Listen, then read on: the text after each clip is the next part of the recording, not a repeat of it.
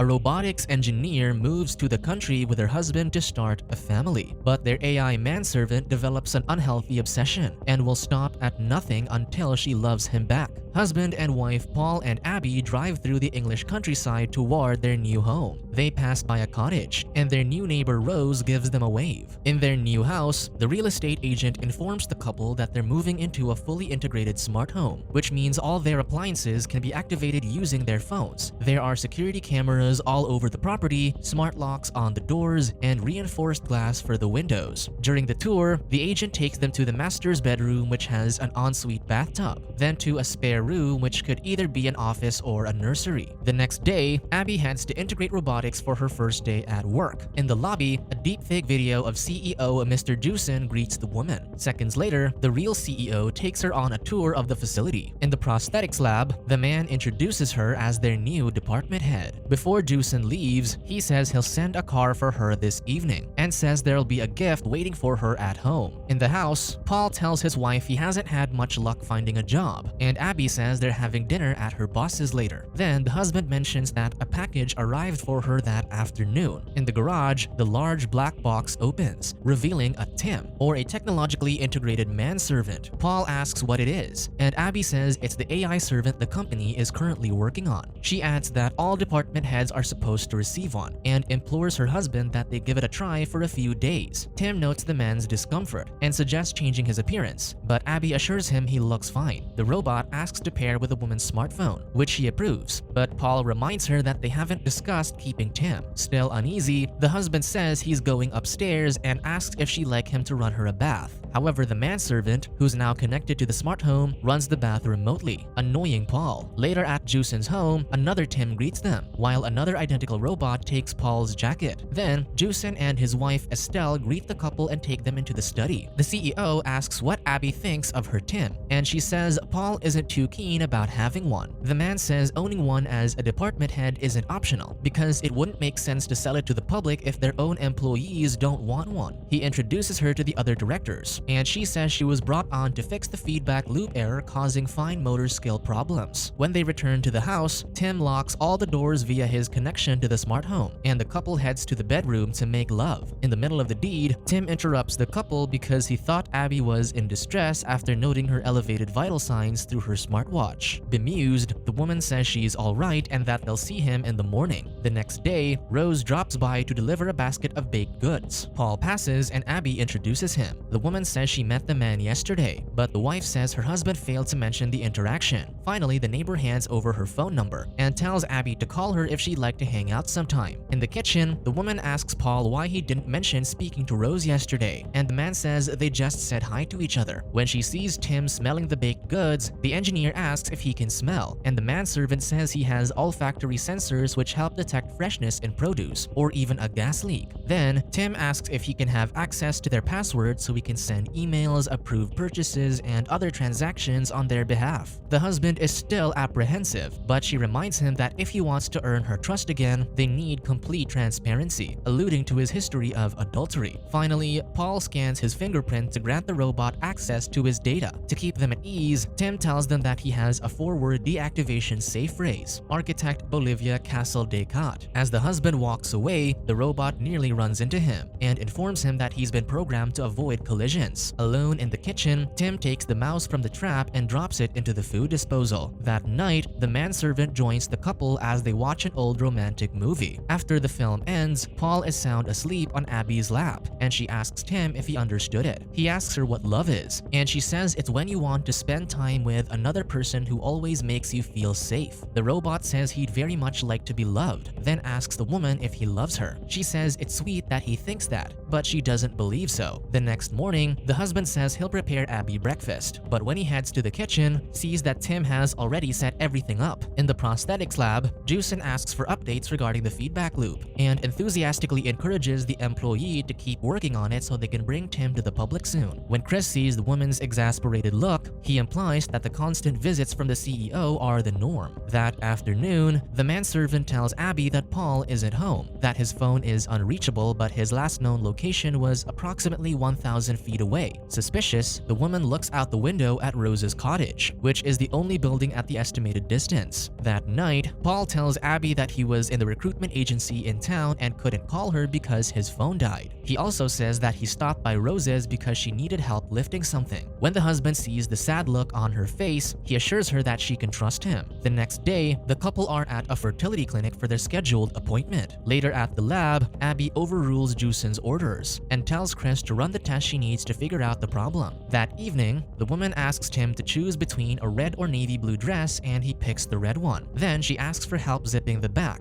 despite the robot informing her that he's forbidden from performing delicate manual tasks until the next upgrade. As he stands close to her, he feels an unfamiliar sensation, and Abby has to remind him of the task at hand. However, when the manservant pulls on the zipper, he accidentally rips the dress and suggests contacting a seamstress immediately. When she sees the light flickering due to Tim's urgency, she tries to calm him down and says it's okay. In the restaurant, Paul tells Abby that he got an offer for an office job in London. However, the wife says he can't take it because it'll be an hour-and-a-half commute each way, which means they'll never get to see each other. The next day in the lab, the engineer asks Chris if he's noted that pressure applied between the thumb and index finger make the prosthetic arm lose its grip. The man says if anyone can figure out how to fix it, it's her. Later, the woman shops online for a new sweater for Paul. Meanwhile, in the house, Tim takes note of her browsing activity. That afternoon, Abby watches the robot helping her husband with the flower garden. Suddenly, Rose arrives with the garden plant and gives him a kiss on the cheek. When Paul enters, she asks what the woman wanted, and when he senses her jealousy, says she can trust him. Then the wife hands him his gift, and he says he loves the sweater. The next morning,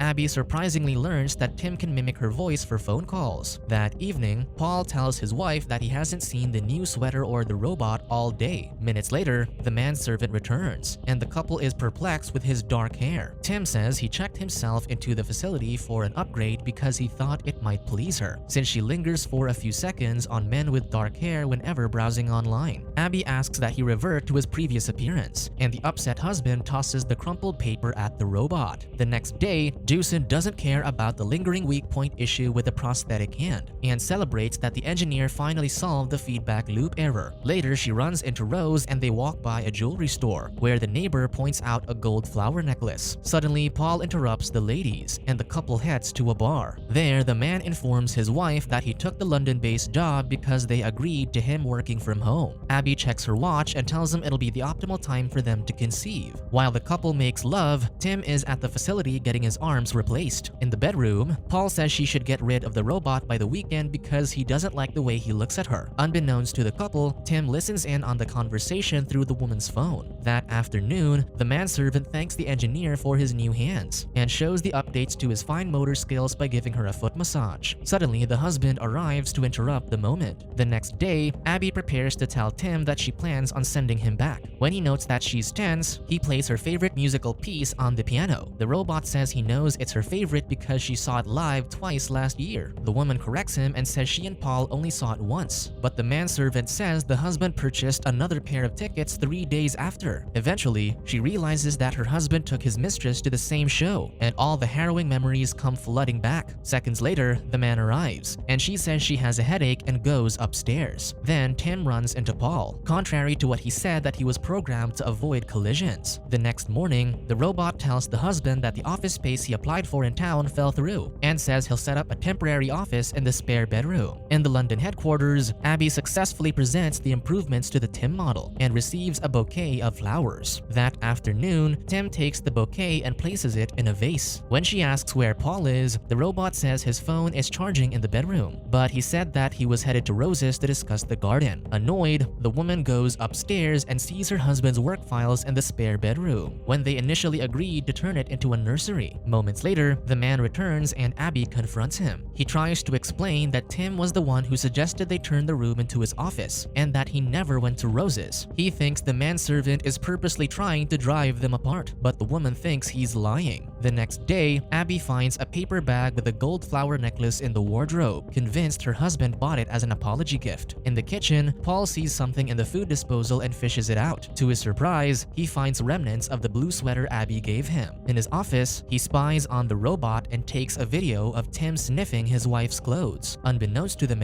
manservant knows he's been spying. To meet up with Abby, he tries to use his car, but it doesn't start, so he takes the self-driving car Tim called for him. However, he notices notices the vehicle speeding up even though he commands it to slow down. When he tries to enable the manual override, the car drives into a tree and flips over. A few minutes ago, Tim emptied the car's gas tank, so Paul had no choice but to take the self-driving vehicle. In the hospital, the husband tells Abby that he believes the manservant caused the accident because he knew he was about to show the woman the video of him sniffing the clothes, and says he also destroyed the sweater. However, the man's phone broke during the crash, and she says maybe he isn't thinking clearly because he hit his head. The next day, Rose drops by the house to talk to Abby about what happened to Paul, and Tim lets her in. The following morning, the engineer takes a cab back to the house to pick up some things, and on the way, Rose talks to her. The neighbor says she stopped by yesterday, but Abby sees the gold flower necklace on the woman and tells the driver to continue on, too upset to listen to what Rose has to say. In the house, she checks the wardrobe and the jewelry box isn't there. Later, Tim reminds her that he was programmed to serve her over her husband, then asks that she override his privacy protocol so he can show her what Paul did when she was in London. Then, he plays a video of the husband and Rose kissing in the kitchen, much to the woman's distress. The next day, the husband returns to the house using a crutch. To his surprise, a suitcase of his clothes and the blue sweater are by the door. Eventually, Abby confronts him about the affair and tells the robot to show him the video. Flabbergasted, the husband swears it isn't him, but the woman mentions the necklace he gave Rose, and Tim confirms that the man purchased the piece of jewelry according to his records. Heartbroken, the engineer watches the man take a cab back to the city. Hours later, Paul calls Rose to ask her to keep an eye on Abby while he's out of town. To his surprise, the woman asks if it has anything to do with the man in their house. When he asks her to elaborate, the neighbor says Tim tried to kiss her when she stopped by a few days ago. Now that he has proof, he calls the house to inform Abby that he's coming back to talk to her. However, the man doesn't know that he was actually talking to the robot. To keep the engineer out of the house, the manservant suggests she go out for a run. That afternoon, Paul returns to the house when Tim suddenly knocks him out with a shovel. Then he takes him to the bedroom where he ties him up. Later, Rose drops by to speak to Abby, but the robot tells her neither the husband or wife are there at the moment. The neighbor hears the man's cries from upstairs, but the manservant makes excuses for the noise and closes the door. In the bedroom, Paul manages to free his hands, but Tim ends the man's life by drowning him in the tub. That evening, the manservant asks Abby to try on the red dress to see if it was repaired properly. While she undresses, she catches the robot sneaking a peek through the mirror. After she wears the dress, Tim compliments her adoringly, and she asks him to hold her as they both stare out the window. That night after serving dinner, the robot says he loves her, and she says he doesn't know what he's saying. He figured it isn't something she'll ever say back to him, so they look up at the constellations. The next day, Rose tries to speak to Abby, but the scorned woman says she knows she and her husband are having an affair. The neighbor doesn't know what she's talking about, so the engineer points out the necklace. However, Rose says she thought the necklace was from the woman, as a thank you gift for helping with the garden. Annoyed, Abby refuses to listen to her excuses and tells the driver to continue on. In the house, the wife watches the video of Paul and Rose kissing, but she notices the flowers on the counter. She realizes that the video couldn't have been recorded while she was in London because the bouquet wouldn't be there. Then she remembers the deepfake juicing at the lobby during her first day. Suspicious, she calls up the jewelry store, and the woman describes the man who picked up the gold flower necklace as tall with blonde hair. As she looks out the kitchen window, she wonders why there's an additional flower patch in the backyard when there are only two on the garden plan. To get Tim out of the house, she asks him to buy flowers in town. After the robot leaves, the woman is horrified to discover Paul's corpse in a shallow grave in the garden. Suddenly, the manservant appears and says he did what he did because Paul was just going to hurt her again. To deactivate him, Abby utters the safe phrase, and Tim freezes. Seconds later, the robot moves, revealing that he changed the safe phrase using voice activation. Frightened, the woman runs back to the house and tries to call the police, but he knocks her out with the phone. When she regains consciousness, she hits Tim with a golf club, then proceeds to smash every security camera she passes. Then she uses a belt to hold the door handle in place and tries to use a screwdriver to open a window. However, the robot manages to enter the room and grabs her by the hair. In the cottage, Rose sees the flickering lights from the smart home and wonders what's going on. Meanwhile, the manservant forces Abby to ingest a handful of medication and alcohol. Suddenly, the neighbor rings the doorbell, and Tim tells Rose she can't come in. The woman tries to fight her way in, but the robot overpowers overpowers her and closes the door. In the kitchen, Abby manages to move the chair toward the drawer, and she grabs a knife to cut herself loose. The manservant returns and swipes the blade from her hands with ease. Then he grabs her by the neck and lifts her off the floor. The engineer uses the screwdriver on the weak point between his thumb and index finger, and he loses his grip. Seconds later, Rose drives toward the window, and the reinforced glass shatters. Then the neighbor comes running into the house and impales Tim with a large stick, deactivating him. The woman passes out on the floor, and just when they thought it was over, the robot reactivates, grabs the knife, and stabs the neighbor. He says he can't allow Rose to survive and tell her side of the story. He plans on framing Abby since she was the only person who touched the blade, because he can't leave any DNA evidence anyway. Tim takes her upstairs while calling the police using her voice, confessing to Paul and Rose's murderers. In the rooftop terrace, the manservant says he still has a safe phrase, but it's now something he knows the woman will never utter. He plans to throw her off the roof to make it appear like she took her own life. As Abby hangs in midair at the mercy of the robot, he tells her he loves her. Suddenly, she figures out the safe phrase and says, "I love you, Tim," successfully deactivating him. Because of her weight, the robot begins to tip over the edge of the terrace, but she's able to hang onto the ledge and pull herself back to safety. Seconds later, her smartwatch sounds an alert, and she learns that she is finally pregnant.